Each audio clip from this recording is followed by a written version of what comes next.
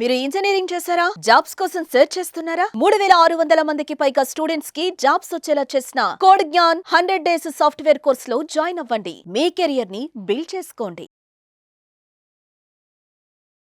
యాక్చువల్గా స్టూడెంట్కి ఇప్పుడు ఎంత ప్యాషనేట్గా దేంట్లో ఉన్నాడు, ఫస్ట్ పాయింట్ ఎంత సీరియస్నెస్ ఉంది, దాన్ని ఎంత సీరియస్నెస్గా తీసుకుంటున్నాడు అనేది చూసుకోవాలి. నేను మీరు అన్నట్టు సార్ చెప్పినట్టు 10th ఇంటరు అయిన తర్వాత చాలా కేర్ తీసుకొని జేఈ రాయించాను. జేఈ క్వాలిఫైడ్, అడ్వాన్స్ చేశాను, అడ్వాన్స్ రాశాడు, అడ్వాన్స్లో క్వాలిఫై అయ్యాడు, ఐఐటీలో జాయిన్ చేశాను. యాక్చువల్గా నా సన్కి ఇష్టమైంది ఏంటంటే ఒక ఐటీ సెక్టార్స్కి వెళ్ళాలని ఇంట్రెస్ట్, బట్ నేను ఐఐటిని ప్రిఫర్ చేశాను. There I done the biggest mistake. నేను ఏదో ఎక్స్పెక్ట్ చేశాను, అందరికి చెప్పుకున్నా మై సన్ ఐఐటి అని చెప్పేసి, but now my son is here. ఎందుకంటే తనకి ఆ రోజు ఏమి ఇష్టం అనేది నేను తెలుసుకోకుండా తన మీద రుద్దాను. ఐఐటి అంటే great, IIT is very good, నువ్వు వెళ్ళి అక్కడ చదువు. బట్ తనకి అక్కడ సిఎస్సి రాలే. ఐఐటిలో తనకు వచ్చింది ఏంటి, మెటలర్జీ అండ్ మెటీరియల్ సైన్సెస్లో జాయిన్ అయ్యాడు. Metallurgy and material sciences is not a IT background group. దాంతో ఏమైందంటే తనకి ఉన్నటువంటి ఇంట్రెస్ట్ తోటి ఆడికి వెళ్ళిన తర్వాత మాకు అపార్ట్ అయ్యాడు. From the beginning of my secondary education నుంచి ఇంటర్మీడియట్ వరకు నాతో కనెక్టెడ్గా ఉన్న పర్సన్ ఐఐటికి వెళ్ళంగానే డిస్కనెక్ట్ అయ్యి అక్కడ మిస్ గ్యాక్.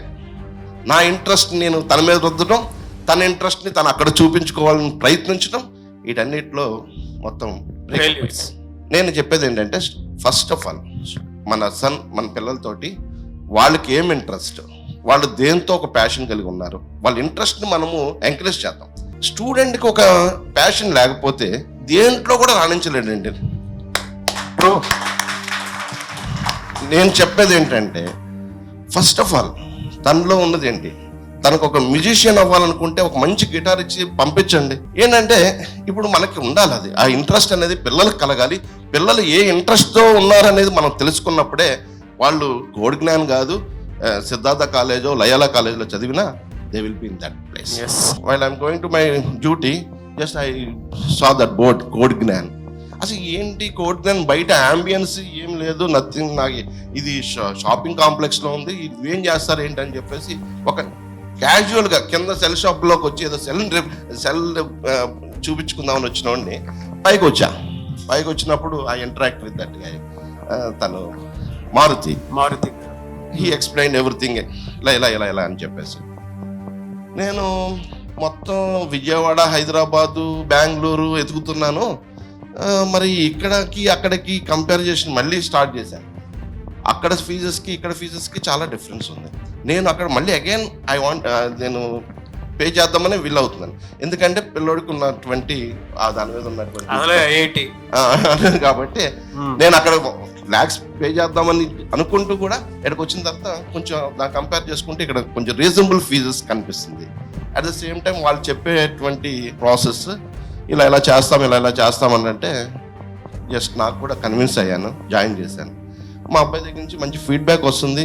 ఈవెన్ ఫ్యాకల్టీతో కూడా నేను ఇంటరాక్ట్ అయినప్పుడు వాళ్ళు కూడా మంచి ఫీడ్బ్యాక్ ఇస్తున్నారు. That is super. బట్ చూద్దాం, అంటే తను ప్యాషన్తో జాయిన్ అయినప్పుడు ఇక్కడ ఏదో సమ్ మ్యాజిక్ క్రియేట్ అయిద్దని కాదు కానీ, but I hope the best. Actually 5 months course ఇది. మా వాడు 3rd month లోనే ప్లేస్ అవ్వడం అనేది నాకు హ్యాపీగా ఉంది. ఏ కోర్స్ చూసి Python full stock Java full stock మీకు మాక్ ఇంటర్వ్యూస్ ఇవన్నీ హెల్ప్ ప్రాక్టీస్ సెషన్స్ ఉన్న స్ట్రక్చర్ లో ఏం హెల్ప్ అయింది? మాక్ ఇంటర్వ్యూస్ పడే ఎన్ని మాక్ ఇంటర్వ్యూస్ అంటే వన్ దాంతో ఒక మాక్ ఇంటర్వ్యూ క్లారిటీ వచ్చేసింది. ఇంకోటి ఏంటంటే మేడం, నేను అబ్జర్వ్ చేసింది, ఇక్కడ ఏదో స్టడీ ఏదో కాలేజ్ కో ఇన్స్టిట్యూట్ కో వస్తున్నట్టు ఏం లేదు. స్టెప్ స్టార్ట్ అయినప్పటి నుంచి ఇన్సైడ్ ప్రతి ఒక్కరు ఒక ఫ్రెండ్లీ రిలేషన్. వాళ్ళు స్టూడెంట్స్ తెలియదు, ఫ్యాకల్టీ తెలియదు, ఈవెన్ సార్ రిసీవింగ్ చేసుకునే విధానం పిల్లలకి ఏంటంటే ఒక కాన్ఫిడెంట్ లెవెల్స్ క్రియేట్ అవుతుంది. అక్కడి నుంచే స్టార్ట్ అవుతుంది. ఎందుకంటే జస్ట్ వాళ్ళు ప్రైమరీ అంటే స్టార్టింగ్ స్టేజ్ లో ఉంటారు కదా, వాళ్ళకి లాట్ ఆఫ్ థింగ్స్ కన్ఫ్యూజన్ లో ఉంటుండొచ్చు. ఏంటి ఎలా ఉంటుంది, మన కెరీర్ ఎలా ఉంటుంది అని జస్ట్ ఆ మాట్లాడే విధానం, వాళ్ళతో అప్రోచ్ అయ్యే ఫ్యాకల్టీ అప్రోచ్ అయ్యే విధానం బట్టి వీళ్ళకి ఏంటంటే కాన్ఫిడెన్స్ లెవెల్స్ పెరుగుతాయి. అది నేను అబ్జర్వ్ చేశాను.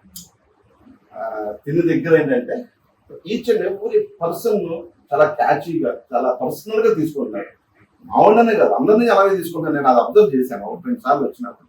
అందుకనే overall I'm very happy and I thankful to all of you. Thank you sir, thank you so much.